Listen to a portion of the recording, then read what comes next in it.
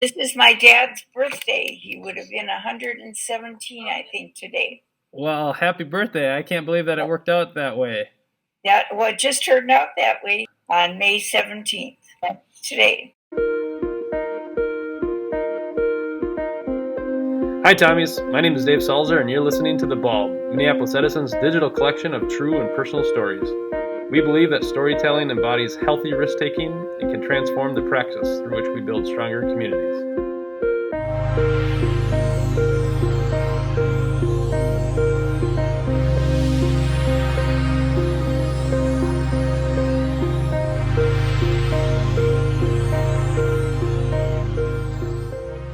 So can you tell me a little bit about your dad and his high school days?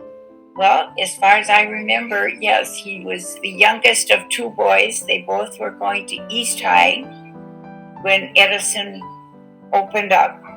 So he was on the football team in East High. And then when he transferred, he was competing with East as a football player at Edison.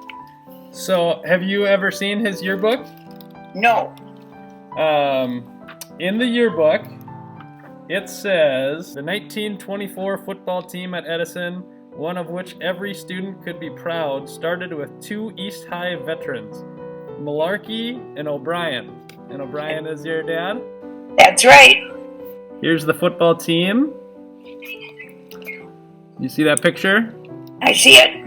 It says, an O'Brien tackle in the East Edison game. So it looks like this is your dad right here.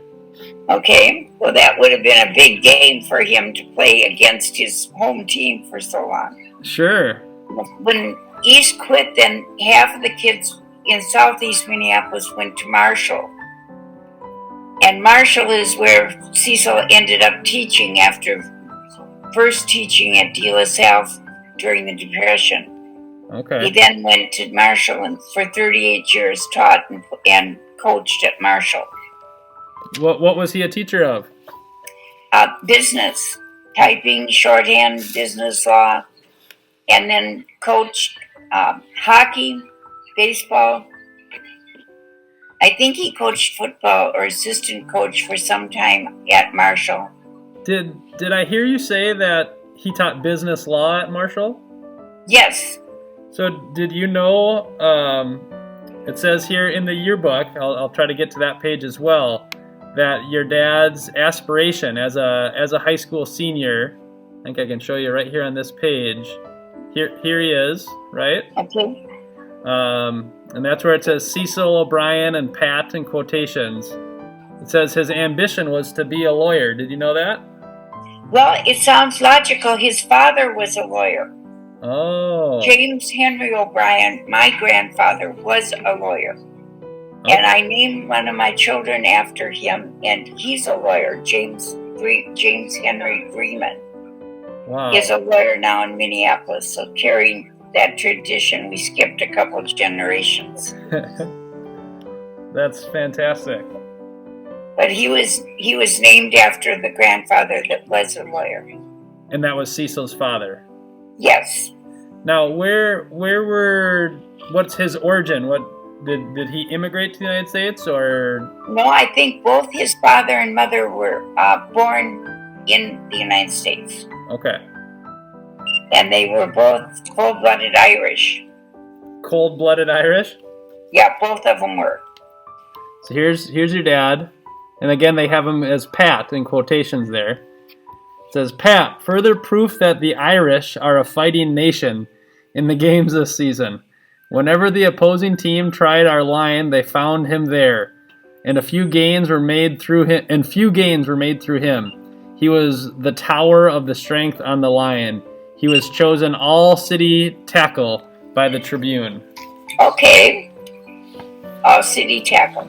Pip and Cecil went down to Omaha to Creighton.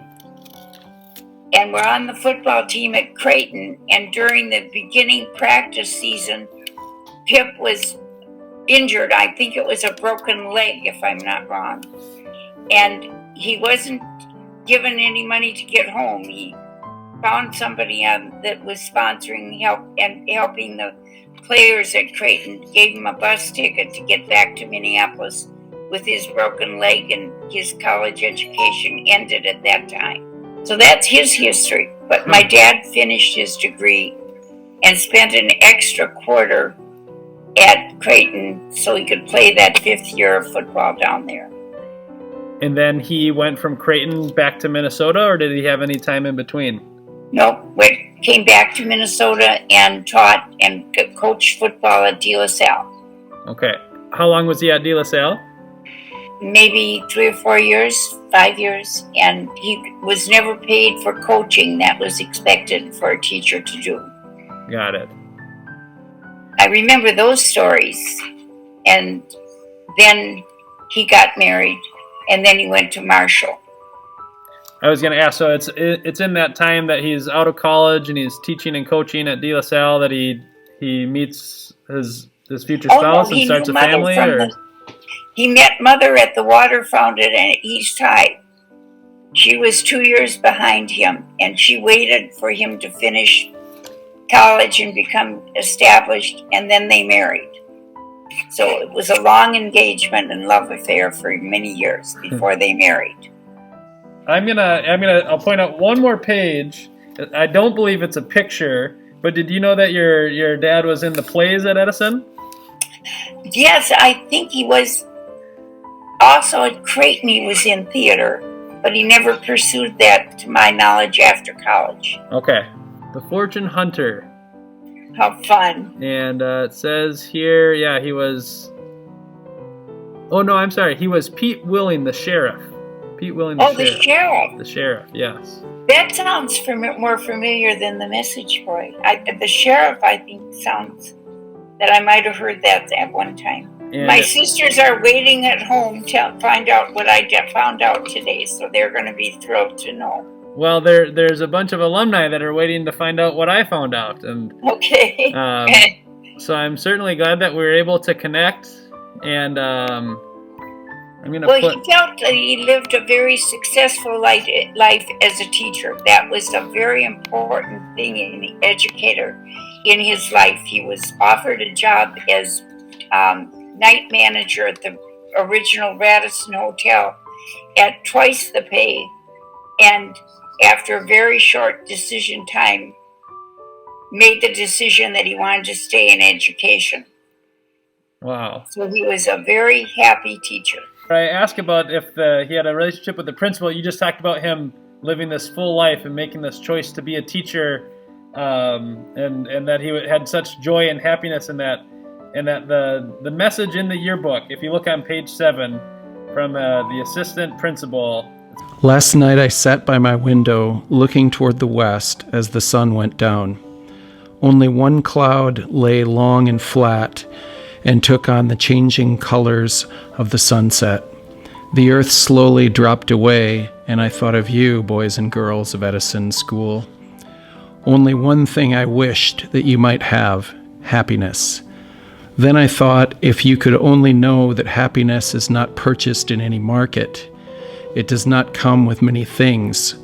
A little home, enough to keep back want from entering the door, and friends, some little who call you father or mother, some grown up whom you can trust, not in things, but in yourselves. Be happy with much, if it must be, with little, if that must be, but be happy. You can, and things can't make you happy.